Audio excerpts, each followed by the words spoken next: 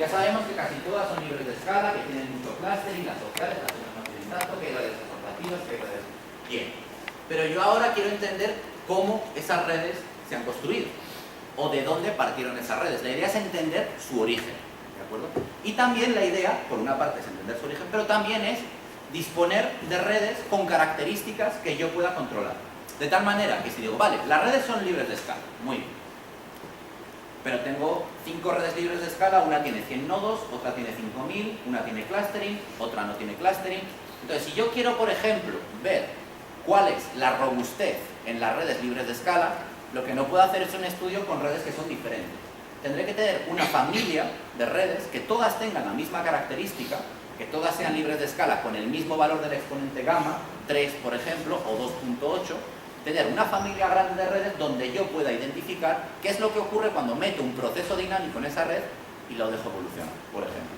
Entonces, ahí yo no puedo usar redes reales, tengo que hacer mis redes. Entonces, por una parte, queremos entender el origen de las redes reales y por otra parte queremos tener redes sintéticas para nosotros usar, ¿de acuerdo? Y esa es la motivación de tener modelos para redes complejas. Entonces, hay 3 modelos. Los 2 primeros, bueno, el primero es el modelo típico de teoría de grafos que ya hemos dicho que no sirve para nada. Es decir, está muy bien para comparar.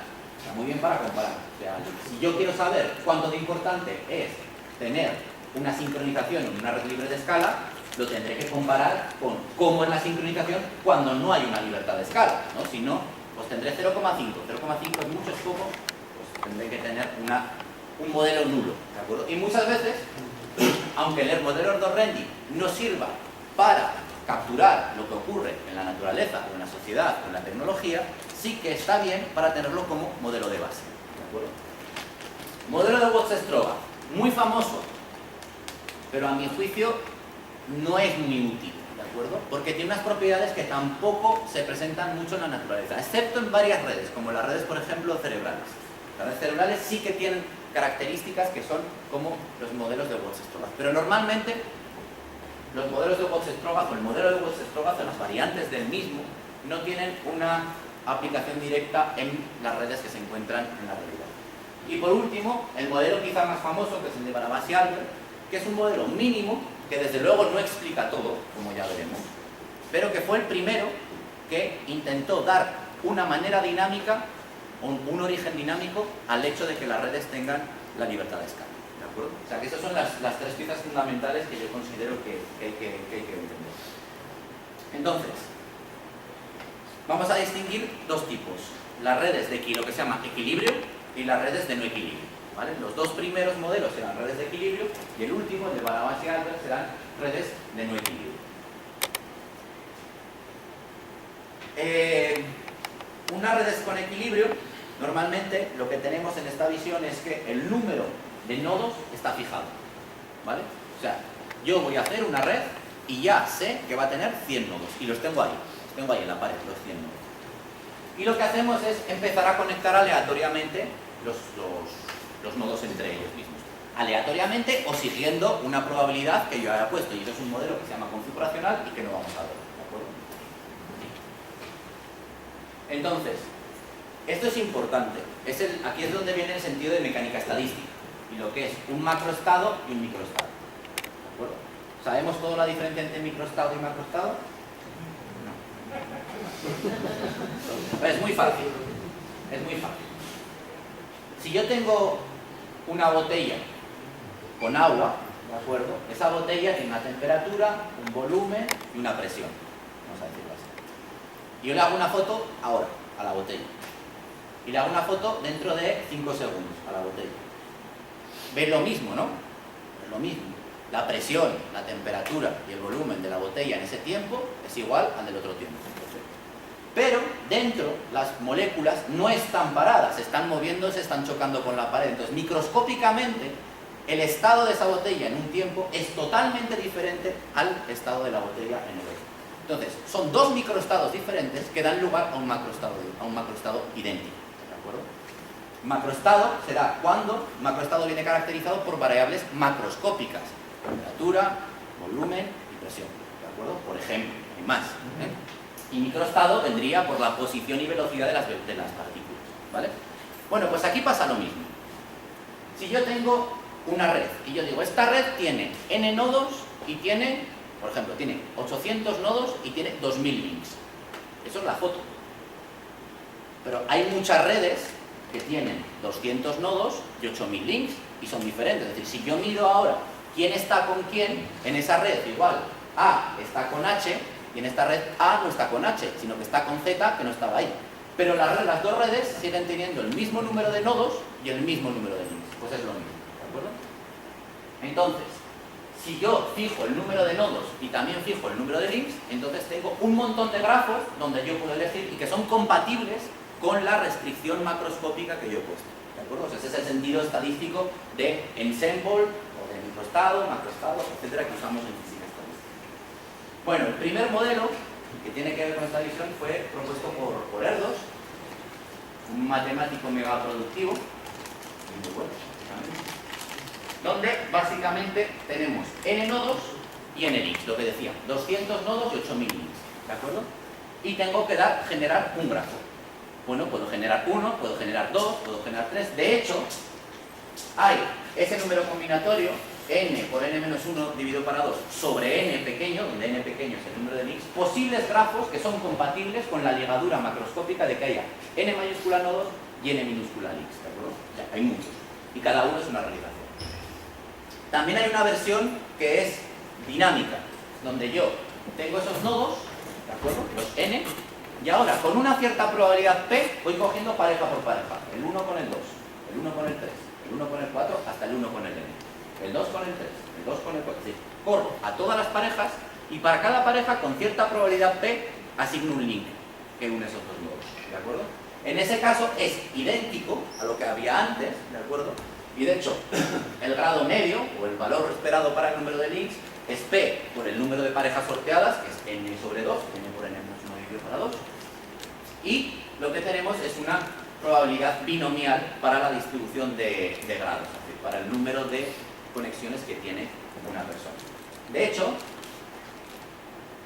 aquí, si n es muy grande, tenemos una distribución que se llama poissoniana, donde tenemos esa p de k de aquí, la k decae muy rápidamente, porque veis que hay un factorial en el denominador, ¿de acuerdo? Con lo cual, factorial sí, que todos sabemos que va muy rapidísimamente hacia cero.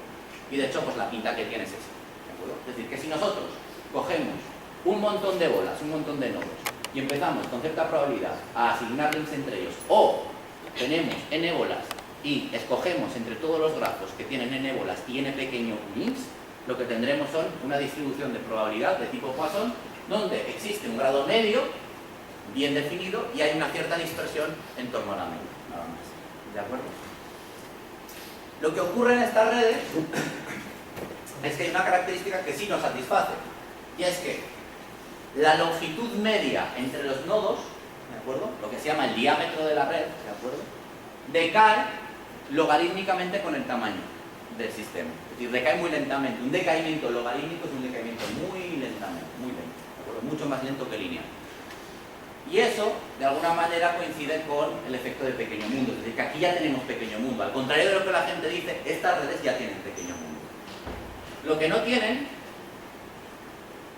es nada de clustering. Como hemos dicho antes, la teoría de grafos predice que las redes aleatorias, el clustering, decae con el tamaño del sistema. ¿Os acordáis de esa transparencia? Pues la vuelvo a poner.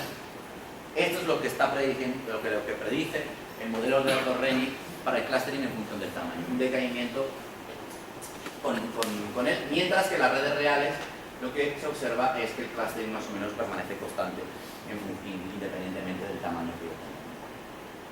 Modelo de Wasse-Strobach. Modelo de Wasse-Strobach es el modelo de pequeño mundo, ¿vale? Entonces, hemos dicho que las redes reales tienen pequeño mundo, clustering alto y libertad de escala, ¿de acuerdo? Las redes de Erdős-Rényi no tienen libertad de escala, no tienen clustering, y lo que sí que tienen es un pequeño mundo. Por eso digo que aquí hay una misunderstanding, por así decirlo, porque a esta red se llaman de small world, de pequeño mundo, pero realmente las redes de Erdős-Rényi ya lo tienen. Lo que no tienen las de Erdős-Rényi es clustering, ¿de acuerdo? Entonces ellos lo que proponen es una idea muy simple, muy sexy, que es, partimos de unas redes que tienen alto clustering y muy alto diámetro. Es decir, no tienen pequeño mundo, pero tienen mucho clustering. Y vamos a acabar en unas redes que son las redes aleatorias, las redes del Dorrelli, que tienen pequeño mundo y no tienen clustering. Igual en este transcurso, en este recorrido, desde A hasta B, pasamos por un sitio donde tenemos alto clustering y pequeño mundo, que es lo que queremos. Y efectivamente, la manera que lo hicieron fue positiva. Es lo que os decía. En la naturaleza observamos pequeño mundo y un clustering muy alto, comparado con los trazos aleatorios. Entonces, proponemos un modelo que nos interpole e intentemos recuperar estas dos propiedades. Y el proceso es este, solo voy a explicar esto. Partimos de una red que es una red regular, que es el anillo que tenéis todos en la izquierda, ¿de acuerdo? Donde tenemos que cada nodo está conectado con sus dos vecinos inmediatos y sus segundos vecinos. Es una red que tiene mucho clustering, ¿de acuerdo? Porque veis que ahí hay muchos triángulos, ¿de acuerdo? Mi vecino y mi segundo vecino estoy conectados entre ellos y también están conectados entre ellos, por lo tanto el clustering es muy alto. Pero claro, en este anillo, si yo quiero ir de un lado al otro del anillo, tengo que pasar por muchos nodos, ¿de acuerdo? Entonces lo que propusieron es, bueno, con cierta probabilidad P, que puede ser 0 o 1 o un caso intermedio, yo cojo uno de los links que hay ahí y lo quito y lo conecto, lo reconecto con otra parte del sistema, de tal manera que estoy creando lo que se llaman atajos, ¿de acuerdo? Es decir, paso de la imagen que tenemos en la izquierda a la imagen central. En la imagen central veis que casi todas las conexiones que había antes siguen estando, pero que unas poquitas han sido quitadas y han sido sustituidas por otras que conectan aleatoriamente con otro nodo al azar. Y normalmente no voy a volver a conectar con el vecino de al lado, conectaré con alguien que probablemente esté muy distante. Bueno, pues esas redes del medio son las redes interesantes, porque pasa esto. Si yo en el eje X pongo P, ¿de acuerdo? Que es la probabilidad de hacer eso, probabilidad de reconexión. Y ahí, en el eje Y, tengo la longitud y el clustering. Hay una zona intermedia, que es la zona en amarillo, donde efectivamente el clustering es muy alto y la longitud ya ha bajado. Es decir, el clustering se ha conservado casi como en las redes iniciales, esas redes que teníamos regulares, y en cambio, la longitud ha decaído muy deprisa, tan pronto como empiezo a hacer una o dos reconexiones, ¿de acuerdo? Porque de repente, al hacer un shortcut, lo que hago es disminuir muchísimo la distancia media entre parejas de nodos. Pues este fue el resultado más importante. Lógicamente, en cuanto a la distribución de grado, no es satisfactorio. ¿Por qué? Porque si hacemos el recorrido, pasamos de una delta de Dirac para P igual a 0, porque ahí todos los nodos tienen exactamente los mismos vecinos, 4, ¿os acordáis? 2 primeros vecinos y 2 segundos. Y después nos movemos hacia algo que es poissoniano, es decir, que tenemos que con P interpolamos entre la delta de Dirac y una Poisson. Por lo tanto, no recuperamos la libertad de Dirac. Pues finalmente, vamos a los modelos de no equilibrio, que además incorporan algo que es intrínseco de las redes, y es que evolucionan en el tiempo.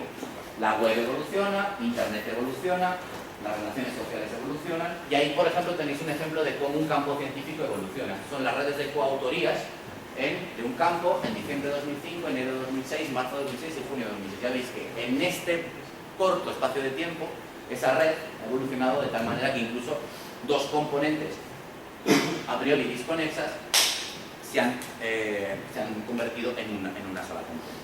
¿De acuerdo? Bueno, no vamos a hacer un caso tan complicado de estudiar la evolución de una red como esta, sino que Barabasi y Albert propusieron un proceso donde tenemos una red que crece añadiendo un nodo en cada instante del tiempo. Es decir, a cada instante del tiempo alguien toca en la puerta, mira cómo está la red y lanza unos cuantos links a los nodos que están en la red. Lógicamente, como os decía, esto intenta obtener el ingrediente que falta en las redes de Watts-Strobat y en el Dorrelli, el ingrediente fundamental, que es la libertad de escala y que ya hemos observado en las redes tanto sociales como biológicas, como tecnológicas y otras mucho más exóticas. Entonces, el mecanismo es este. Al principio partimos con M0 nodos, pueden ser 4 por ejemplo, 4 nodos, que normalmente están los 4 conectados entre sí. 1, 2, 3, 4, formamos un cuadrado y las aspas, ¿de acuerdo? Y a cada paso de tiempo, un nuevo nodo se añade. Y ese nuevo nodo añade m links. Normalmente m es menor que m0, ¿de acuerdo? Y la idea es, ¿con quién los establece? Los podría establecer aleatoriamente, ¿de acuerdo? Es decir, podría decir, voy a tirar m links, a ver, tengo 4 nodos, pues al 1, al 3 y al 4. Vale, ahora ya tengo 5. Ahora viene el sexto nodo y los establece aleatoriamente. Pues ahora con el 1, con el 2 y con el 3, por ejemplo. Si hacemos esto, lo que se obtiene es una distribución de grado que decae exponencialmente, es decir, que no es una ley de potencias como lo que queremos.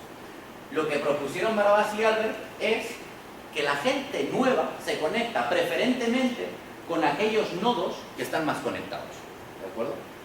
Esto venía inspirado, por ejemplo, en la creación de páginas web.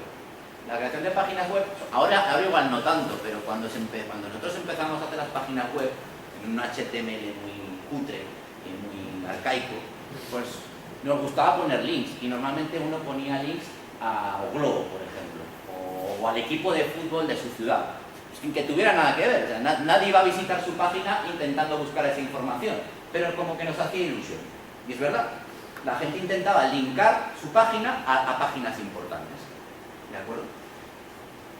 También pasa en el contexto social o en el contexto de colaboraciones. Yo como científico quizá tengo más preferencia a colaborar con gente que tiene un estatus muy reconocido, porque yo creo que a mí me va a dar estatus, por ejemplo. O a nivel social, yo intento ir con gente popular porque, yo qué sé, pues porque me parece que es más guay, que voy a ir a mejores sitios y que mi reconocimiento popular va a ser mayor, ¿de acuerdo? Eso pasa a nivel social. Entonces ellos propusieron este mecanismo, que es lineal. Por supuesto hay millones de variaciones de este mecanismo, ¿de acuerdo? Pero este es el más simple y el primero. Bueno, pues si hacemos eso, lo que ocurre, y no lo voy a poner, pero se puede derivar incluso matemáticamente, es que se obtienen leyes, una ley libre de escala para la PDK, ¿de acuerdo? Es decir, que el crecimiento, por una parte, más el attachment preferencial, ¿de acuerdo? Los dos combinados, porque independientemente no funcionan, nos da lugar a unas distribuciones de grado que son potenciales y donde el exponente, eso sí, eso es una debilidad de este modelo, es 3. Es decir, no hay manera de cambiar el exponente, ¿de acuerdo? Hay otros modelos diferentes al de Barabás, donde uno puede perfectamente tunear el exponente de manera que le dé 2,48, por ejemplo. Pero en el de Barabás no. Uno puede cambiar el número de nodos iniciales. Uno puede cambiar, por ejemplo, el número de links que un nodo nuevo echa cada vez que se incorpora a la red, pero el invariante es 3. 3 va a ser siempre el exponente. Y bueno, aquí tenéis las simulaciones. De hecho, esa es exactamente la PDK que se obtiene, ¿de acuerdo? Lógicamente veis que va como K al cubo abajo. Y como debilidades tiene que no tiene un clustering coeficiente alto, ¿de acuerdo? O sea que no tenemos, ninguno de esos tres modelos nos satisface, porque ninguno de esos tres modelos tiene clustering alto, pequeño mundo y distribución libre de escala, ¿de acuerdo? En ese sentido no tenemos. Y una de las cosas que más llamaron la atención fue que estas redes, además de tener un modelo, las primeras cosas, después veremos si siguiéramos y habláramos de epidemias, o habláramos de rumores, o habláramos de muchos otros procesos, veríamos que estas redes tienen propiedades muy particulares y que explican fenómenos reales. Y un ejemplo era la robustez de estas redes. Estas redes que se encuentran en tecnología, si yo cojo ahora redes de scale free, lo que os decía antes, no cojo la red eléctrica y hago un experimento, no. Genero una familia de redes que tengan 5.000 nodos todas, por ejemplo, que tengan una conectividad media de 4 todas, y empiezo a hacer experimentos de forma numérica para sacar propiedades de esas redes. Para eso nos ha servido el modelo de Barabás. Y si yo hago eso, veo que estas redes son muy robustas ante errores, pero muy vulnerables ante ataques, lo cual es normal. ¿Por qué? Porque tengo estos nodos de aquí, que son los hubs, al cual si yo lo quito a ese, el sistema se rompe en diferentes partes. En cambio, si yo empiezo a quitar nodos al azar, es decir, sin mirar quién estoy quitando, ese hub no solo hace que no se rompa, sino hace que las distancias permanezcan casi inmutables. Y de hecho, es lo que aparece en esta gráfica. Fijaos, por ejemplo, en la última de todas, en la cuarta. En el eje X tenemos la fracción de nodos que quitamos, ¿de acuerdo? Al azar, en una red scale free. Y en el eje Y tenemos la longitud. ¿Cómo cambia la longitud media conforme vamos quitando los nodos? Es decir, si tenemos todos los nodos, igual tenemos una longitud media 3. Si quitamos 20%, pues habrá subido un poco, porque habrá caminos mínimos que pasaban antes por esos nodos que hemos quitado, que ahora no pueden pasar, y los caminos mínimos son más grandes. Bueno, pues ya veis que en Scale Free es casi plano. Es decir, la N no se ve afectada casi nada. En cambio, en las dos rending, que tenéis a la izquierda, veis que hay un pico. Es el típico pico de percolación. De justo cuando tenemos que la red está a punto de ser fragmentada, no está fragmentada, pero para ir de aquí a aquí hay que...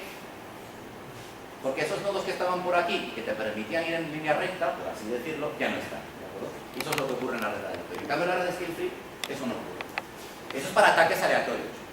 Para ataques con objetivo de grado, pues lo que ocurre es que Scale Free tiene pico, como se ve abajo, ¿de acuerdo? Y lo tiene mucho antes. Es decir, necesito quitar una fracción menor de nodos atacando que en una red aleatoria. En una red aleatoria el ataque no tiene sentido porque casi todos los nodos son equivalentes. O sea, el propio concepto de ataque es carente de sentido. Y bueno, este es un ejemplo muy sencillo, pero ahora vendrían, como os decía, ejemplos de epidemias, de rumores, de sincronización, que ahora hablaremos después, de transiciones de fase de no equilibrio en general, etcétera, etcétera, donde podríamos comparar lo que ocurre en redes libres de escala con redes que son aleatorias y ver cuáles son las propiedades que explican, o propiedades fenomenológicas que nosotros observamos en la naturaleza y que se deben exclusivamente al hecho de tener, por ejemplo, una propiedad como la libertad de escala o otra propiedad que nosotros quisiéramos. Entonces eso lo veremos después y pues gracias.